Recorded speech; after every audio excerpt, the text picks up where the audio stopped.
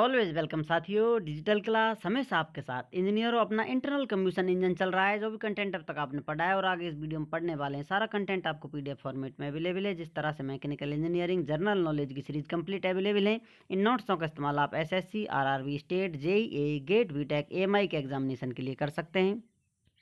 इससे पिछली वीडियो में हमने जाना था एयर फ्यूल रेशियो के बारे में, किस प्रकार से इसे हम डिफाइन करते हैं, कौन सा रेशियो कहाँ इस्तेमाल किया जाता है, कितना रेशियो इस्तेमाल किया जाता है। उसके बाद स्टार्ट किया था फ्यूल्स के बारे में, फ्यूल्स की क्या रिक्वायरमेंट होती है, उसका क्लासिफिकेशन किस प्रकार से कर सकते हैं। क्लासिफिकेशन हमने देख लिया था, स्ट्रेट चेन हाइड्रोकार्बन होते हैं और ये होते हैं क्लासिकल चेन, सैचुरेटेड अनसैचुरेटेड इनके सब पार्ट होते हैं, डिवाइडेड होते हैं। ये हाइड्रोकार्बन्स को आप डिवाइड कर सकते हैं स्ट्रेट चेन में, साइक्लिक चेन में। उसके बाद स्ट्रेट चेन में भी सैचुरेटेड हाइड्रोकार्बन्स होते हैं सिंगल बॉन्ड वाले, उसके बाद अनसैचुरेटेड हाइड्रोकार्बन्स होते हैं। इसी प्रकार इसमें भी सैचुरेटेड और अनसैचुरेटेड हाइड्रोकार्बन्स होते हैं। इस प्रकार से इनका हम क्लासिफिकेशन कर सकते हैं। अब जानते हैं साथियों, सैचुरेटेड हाइड्रोकार्बन्स में स्ट्रेट चेन जो अपना सब डिवीज़न है इसका। अभी यहाँ पर हम स्ट्रेट चेन स्टडी कर रहे हैं, जिसमें सैचुरेटेड हाइड्रोकार्बन्स में ये किस प्रकार के होते हैं, वेरी स्टेबल, बहुत स्थिर होते हैं। हाई एनर्जी रिक्वायर्ड होती है इनके बॉन्ड को ब्रेक करने के लिए। हाई ऑटो इग्निशन टेम्परेचर की इनको आवश्यकता होती है। जो फ्यूल होते हैं साथियों, एसआई इंजन में हम स्पार्क प्लग से इनका बॉन्ड ब्रेक करते हैं और इंटरनल कंब्यूशन में टेम्परेचर से जो हीट ले लेते हैं, ऑटो इनका बॉन्ड ब्रेक हो जाता है हाई टेम्परेचर की वजह से। तो इस प्रकार से सैचुरेटेड हाइड्रोकार्बन्स में वेरी स्टेबल होते हैं। हाई एनर्जी रिक्वायर्ड होती है बॉन्ड ब्रेक करने के लिए। हाई ऑटो इग्निशन टेम्परेचर होता है इनका। अब नेक्स्ट चलते हैं अनसैचुरेटेड हाइड्रोकार्बन्स की तरफ। वो किस प्रकार से बिहेव करते हैं, क्या इनकी क्वालिटी होती है, वेरी अनस्टेबल, ये अनस्टेबल होते हैं। दे अंडरगो ऑक्सीडेशन इजीली, आसानी से इनका ऑक्सीडेशन किया जा सकता है। Not very good fuel to use, ये बहुत अच्छे फ्यूल नहीं होते हैं जो इनका इस्तेमाल कर सकें आप इंजन में। दे विकेम स्टिकली या स्टिकी, जो चिपचिपे बन जाते हैं साथियों, यहाँ आप लिख सकते हैं चिपचिपे हो जाते हैं। गमी डिपॉजिट, इनका यदि आप इस्तेमाल करेंगे तो ये चिपक जाएंगे। गमी डिपॉजिट जो इंजन में पिस्टन सिलेंडर है उसको ख़राब कर देंगे, उसमें चिपकेंगे तो ठीक से वर्क नहीं कर पाएगा। अब नेक्स्ट दूसरे पार्ट की तरफ आते हैं, साइक्लिक चेन की तरफ चलते हैं। अब तक स्ट्रेट चेन पढ़ रहे थे।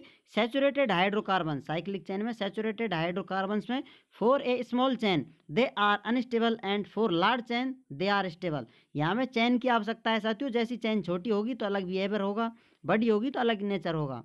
यदि चेन छोटी है तो उसमें क्या है साथियों, अनस्टेबल है। For large chain they are stable, लंबी चेन कार्बन श्रृंखला बनी हुई है तो वहाँ पर स्टेबल हो जाते हैं।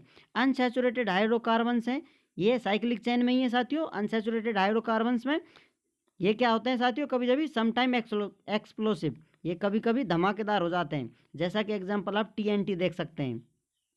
अब इनके एग्जाम्पल देख लेते हैं। इनमें से फ्यूल्स में से हाइड्रोकार्बन होते हैं जिसमें कार्बन हाइड्रोजन होती है, और भी कुछ होता है इसमें। पैराफिन्स, यहाँ पर पैराफिन्स इनका फॉर्मूला है साथियों CnH2n+2, ये इनका फॉर्मूला है। इनके यदि आप एग्जाम्पल देखना चाहें तो methane CH4, propane C3H8, isooctane C3H18 and n heptane में कौन से होते हैं साथियों, C7, और इसमें हाइड्रोजन होते हैं 16, H16। अब इसमें साथियों इंपॉर्टेंट पॉइंट क्या है, branch chain paraffins are highly knock resistant engine than straight chain paraffins. यहाँ पर पैराफिन्स की जो ब्रांच चेन पैराफिन्स होते हैं साथियों, ये हाईली नॉक रेजिस्टेंट होते हैं इन इंजनों में। यहाँ पर आप इन इंजनों में होते हैं साथियों। किसकी कंपैरिजन कर रहे हैं हम, स्ट्रेट चेन पैराफिन्स की कंपैरिजन कर रहे हैं। तो यहाँ पर ब्रांच चेन होंगे वो नॉकिंग नहीं होने देंगे, नॉकिंग को रोक कर या कंट्रोल कर रखते हैं। और हाइड्रोकार्बन्स में ओलिफिन्स, यहाँ पर साथियों ओलिफिन्स फॉर्मूला है, ये इस प्रकार से जो रूल फॉलो करेंगे ओलिफिन्स कहलाएंगे, और जो ये रूल फॉलो करेंगे इनका केमिकल फॉर्मूला है तो ये नेपथीन्स कहलाएंगे।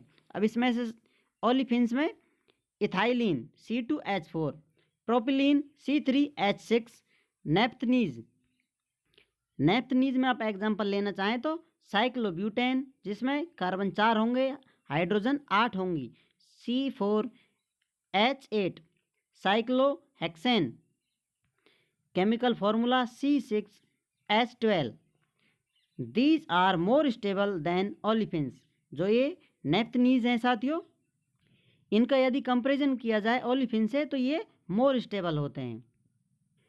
तो इस प्रकार से आप इनको क्लासिफाई कर सकते हैं केमिकल फार्मूलों से, इनका नामकरण कर सकते हैं किस प्रकार से, किस नाम से इन्हें जानते हैं। उम्मीद करते हैं विद्वानों वीडियो में दी गई अब तक की जानकारी आपको अच्छे से समझ में आई होगी। अभी भी आपको कोई कन्फ्यूजन है तो आप हमसे कमेंट कर पूछ सकते हैं। साथियों आप चाहें तो कॉन्टैक्ट कर सकते हैं, कॉन्टैक्ट लिंक आपको वीडियो डिस्क्रिप्शन में मिल जाएगा। वीडियो को अंत तक देखने के लिए, चैनल को सपोर्ट करने के लिए आपका दिल की गहराइयों से बहुत बहुत धन्यवाद। मिलते हैं नेक्स्ट वीडियो में। जय हिंद, वंदे मातरम।